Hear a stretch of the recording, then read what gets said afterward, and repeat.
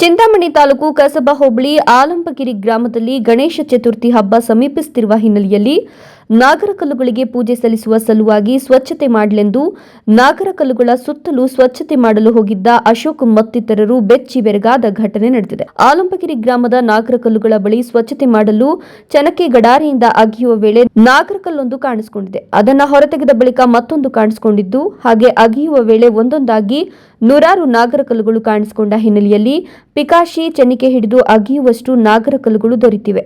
ಒಂದ್ ಕಡೆ ಇಷ್ಟೊಂದು ನಾಗರಕಲ್ಲುಗಳು ದೊರೆತಿರುವುದಕ್ಕೆ ಗ್ರಾಮಸ್ಥರಲ್ಲಿ ತಳಮಳ ಹುಟ್ಟಿಸಿದ್ದು, ಅಗೆದಷ್ಟು ನಾಗರಕಲ್ಲುಗಳು ಬೆಳಕಿಗೆ ಬರ್ತಿವೆ. ಮೋಹನ್ ಬಾಬಾ ಅಂತ ಹೇಳ್ಬಿಟ್ಟು ನಾವು ಇದೇ ಊರದವ್ರೆ, ನಾವೇ ಇಲ್ಲಿ ಪೂಜೆ ಮಾಡೋದು. ನಾಗರಕಲ್ಲುಗಳಿವ ಪುರಾತನದಿಂದ ನಮ್ಮ ತಂದೆ ತಾಯಿಯವರು, ಅವ್ರ ತಾಯಿಯವರು, ಅವ್ರ ತಾತನವರು ಎಲ್ಲ ಇಲ್ಲೇ ಮಾಡ್ತಾ ಇರೋದು. ಅದ್ ಕಲ್ಲಿಗೆಲ್ಲ ಕದ್ಲೋಗಿದ್ವ. ನಾವ್ ಈ ಸರಿ ಬಂದ್ ಅಲ್ಲಿ ಕಾಂಕ್ರೀಟ್ ಹಾಕ್ಬಿಟ್ಟು 5 ಕಲ್ಲು ಸಿಗುತ್ತೇನೋ ಅಲ್ಲಿ ಮಾತ್ರ ಅಷ್ಟ ಹಾಕ್ಬಿಟ್ಟು ಕಾಂಕ್ರೀಟ್ ಹಾಕ್ಬಿಟ್ಟು ಪೂಜೆ ಮಾಡೋಣ ಅಂತ ಬಂದ್ರಿ. ಕಾಂಕ್ರೀಟ್ ಹಾಕಕ್ ತೋಡಿದ್ರೆ ಕಲ್ಲಿಗೆಲ್ಲ ಸಿಗ್ತಾ ಇದ್ ಕಲ್ಲು ಕದ್ಲೋಗಿದ್ವ. ಅದನ್ನ ತೋಡ್ತಾ ಇದ್ರೆ ಇನ್ನ ಕಲ್ಲು ಸಿಗ್ತಾನೆ ಇದೆ. ಇವಕ್ಕೊಂದು 90 ಚಿಲ್ಲರೆ ಸಿಕ್ಕಿದೆ. ಇನ್ನ ಸಿಕ್ಕಿದೆ, ಕತ್ಲಾಗಿದೆ. ನಾಗರಕಲ್ಲುಗಳು. ಇನ್ನು ಘಟನೆ ನೋಡಲು ನೂರಾರು ಜನ ಗ್ರಾಮಸ್ಥರು ಹಾಗೂ ಅಕ್ಕಪಕ್ಕದ ಊರಿನವರು ಬರ್ತಾ ಇದ್ದು ಆಶ್ಚರ್ಯಕ್ಕೆ ಕಾರಣವಾಗಿದೆ. B Devappa, A news TV, Chintamani.